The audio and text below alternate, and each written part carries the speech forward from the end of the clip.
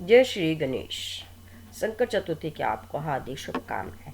कब है नए साल में संकट चौथ, जाने शुभ मुहूर्त, पूजन विधि और उपाय। इस बार संकट चौथ का व्रत 29 जनवरी 2024 को रखा जाएगा। इस दिन भगवान गणेश और संकट माता की पूजा की जाती है। संकट चौथ को संकष्टी चतुर्थी, वक्रतुंडी चतुर्थी, माही चौथ और तिलकुटा चौथ भी कहा जाता है। मान्यताओं के अनुसार इस दिन अगर सभी माताएं अपने संतान के लिए व्रत रखती हैं और उनकी लंबी उम्र की कामना भी करती हैं। माघ मास में कृष्ण पक्ष की चतुर्थी तिथि संकट चौथ के रूप में मनाई जाती है। इस संकष्टी चतुर्थी, वक्रतुंडी चतुर्थी, माही चौथ और तिलकुटा चौथ भी कहा जाता है।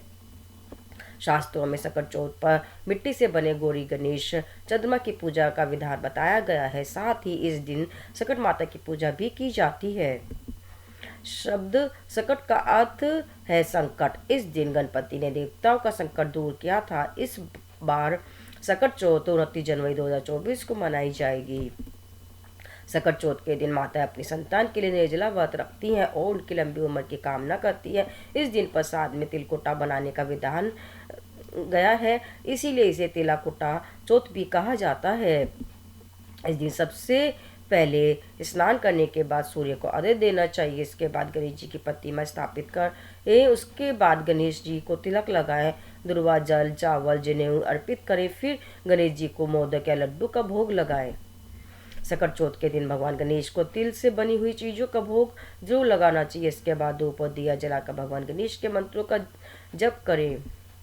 साथ ही इस दिन संकट चौथ की कथा का जाप भी करना चाहिए। इस दिन गणेश जी को के 12 नामों का उच्चारण भी करना चाहिए। शाम के समय भी इसी तरह गणेश जी की पूजा करनी चाहिए। चंद्रमा को अर्घ्य देते समय लोटे में तिल भी डालना चाहिए। इस दिन गाय की सेवा भी जरूर करनी चाहिए। शाम को चंद्र दर्शन के बाद व्रत का पारण करना है। संकट चौथ का महत्व। ऐसी मान्यता है कि जो माताएं संकट चौथ के दिन निर्जला व्रत रखती हैं और पूरी श्रद्धा से गणेश भगवान की पूजा करती हैं, उनकी संतान हमेशा निरोग रहती है। यह व्रत करने वालों पर गणपति भगवान की विशेष कृपा होती है। कहा जाता है कि इस दिन भगवान गणेश और चंद्रमा की पूजा करने से सारी मनोकामना पूरी होती हैं।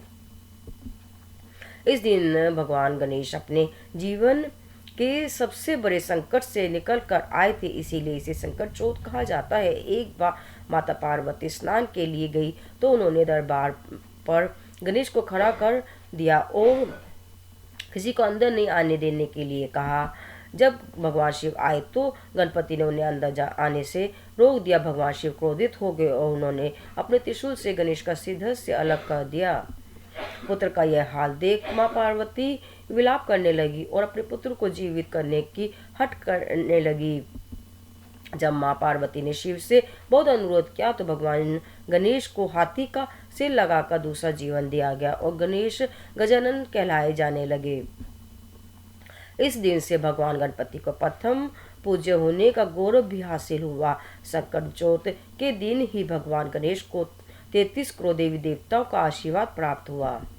तभी से यह तिथि गणपति पूजन की तिथि बन गई। कहा जाता है कि इस दिन गणपति किसी को खाली हाथ नहीं जाने देते हैं। बोलो जय श्री गणेश। आप सबको संकट चौथ की हार्दिक शुभकामनाएं। जय श्री गणेश।